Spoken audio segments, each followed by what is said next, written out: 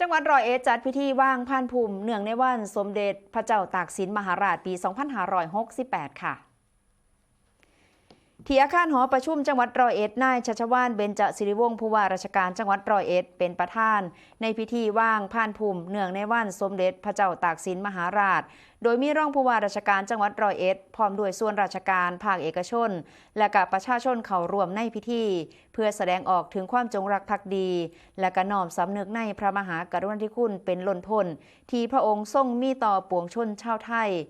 โดยสมเด็จพระเจ้าตากสินมหาราชพระนามเดิมก็คือสินพระราชสมภพเมื่อวันที่ 17 เมษายน ปีพุทธศักราช